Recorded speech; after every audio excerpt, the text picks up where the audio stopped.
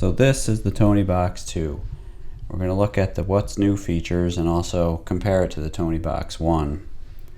Now, a couple new things about the Toniebox 2. Toniebox 2 just came out and it's the newest model, and the Tonies that you have for Toniebox 1 work on the Toniebox 2. There's no need to get new Tonies. So if you have a Toniebox 1, you're thinking of upgrading, this is the new one, Toniebox 2. Second difference is battery life. So this battery on this one, you have no idea what the battery life is as it starts to consume it and fade. On this one, when the battery gets used, you can look on the app and see the current battery percent remaining. So that's another leg up on the old one.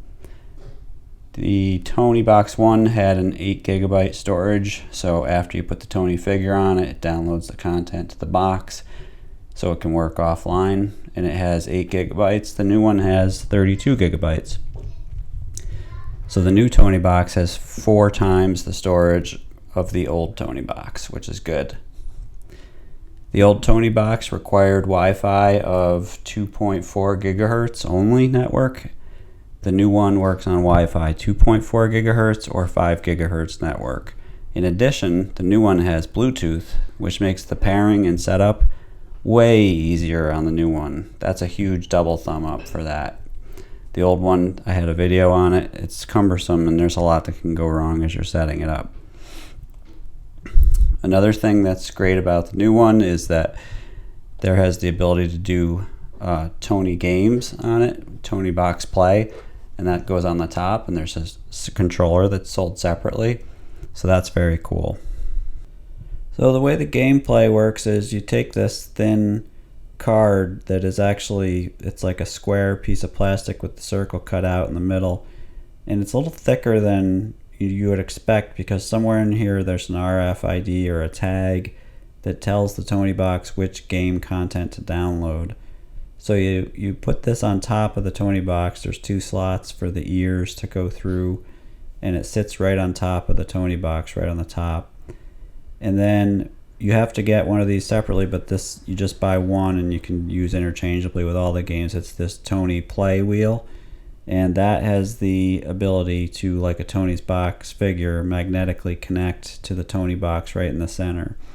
It spins around left to right 360 plus. You know, it just is a wheel that spins around like a lazy Susan, but it allows you to select, when given an option on the game, a choice of an answer like 1, 2, or 3, or A or B, or true or false. Now this is the Disney game, so it just has these slots you can see here. A, B, or C would be where the answers would fall into. But other games are going to have less or more of those slots that you could have. It's really however the game was programmed. But essentially, when you select the right answer, it'll light up green and, you know, sing a song or say hooray, so you know you got the right answer. It also comes with a board that comes with it, so you have game pieces and it tells you which game pieces to put on the board so you know where you are in the journey of the game. And the other thing it has is these plastic cards that come with it.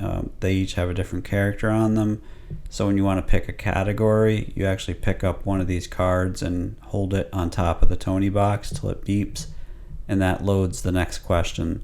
So I presume the questions are dynamic. I assume that these games are not just a few questions, but they can be loaded from some database out on the internet. That's my hope anyway.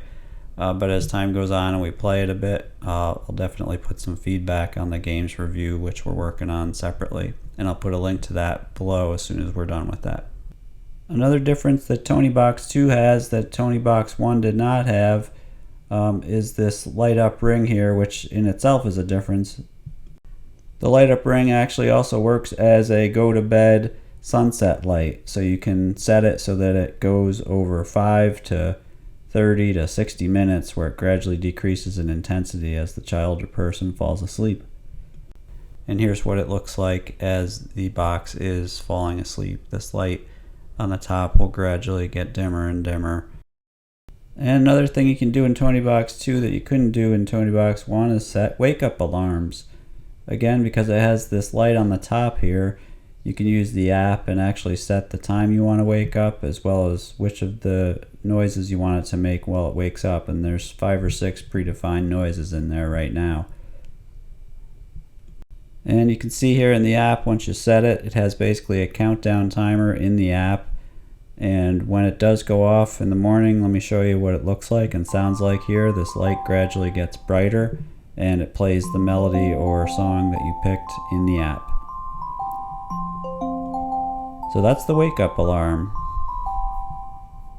So in terms of accessories, what's not compatible? Well, Toniebox 1 used to have these things called toppers. They went over the top of the Toniebox pad. Toppers won't work on the Toniebox 2. Toniebox 2 has something called skins that actually wrap around the 4 sides of the box to customize the look of it, and they don't fit the Toniebox 1. So there's another accessory that's different. It looks like the carry bags will work with Toniebox 1 or 2. The one we have worked with both. These are essentially the same size, the Tonieboxes, even though the Toniebox 2 is a little curvier around the sides, they're essentially the same size. So our Toniebox 1 carry bag that we got on clearance at Target works really well with both of these.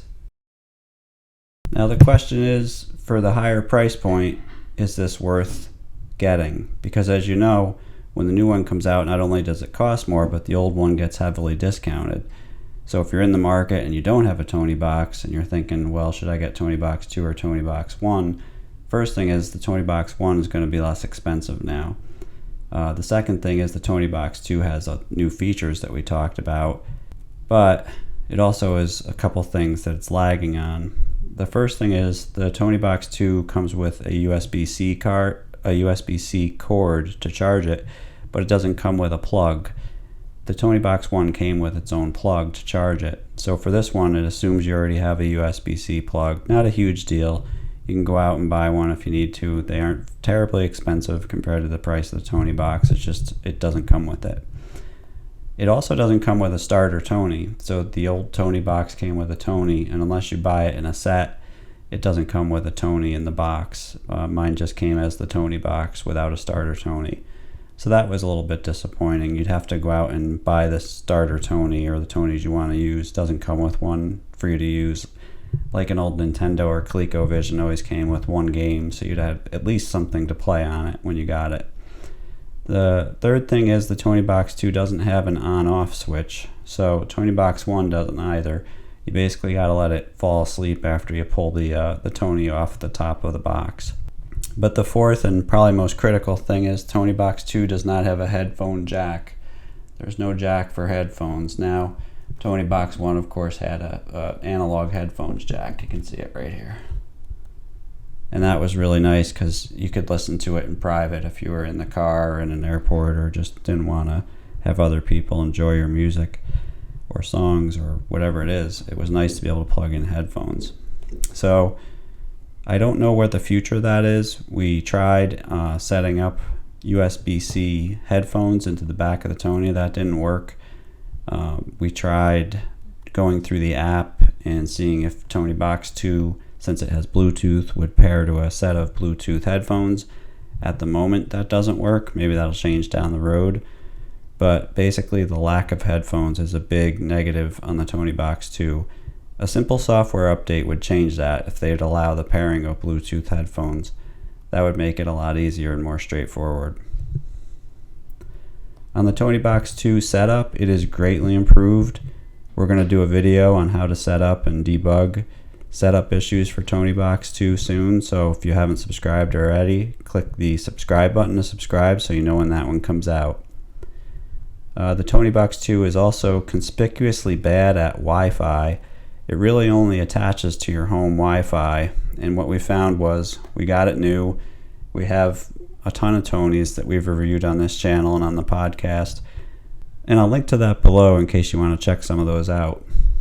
But when we first got this, we only downloaded a couple Tony figures because we only had time to do 3 or 4, and immediately we took it in the car. The car has Wi-Fi, but the car Wi-Fi is not the same as the home Wi-Fi. So what happens is the Toniebox is basically bricked at that point. it can only play content that it has already downloaded and stored on its 32 gigabytes of memory. So that was kind of negative. I wish the Wi-Fi was more adaptive. People complained about that in Toniebox 1. I imagine there's a way to fix this in the app, but like I said, I'm going to have to go through and do some debugging on that and see what I can find, because right now I couldn't find an easy way to do it. And that's a shame, because you're gonna take this to go. You're gonna take it either in the car, you're gonna want to use cellular Wi-Fi, you're gonna take it to Grandma and Grandpa's house. You're gonna take it to other Wi-Fi zones where you're gonna want to be able to connect to other Wi-Fi networks, and it seems to be really tied to just the home Wi-Fi network, which is too bad. So thanks for watching. These were the differences of Toniebox 1 and Toniebox 2. If you have any questions or other interesting things you found, please comment below so we can learn off what other people have found as well. Thanks again for watching.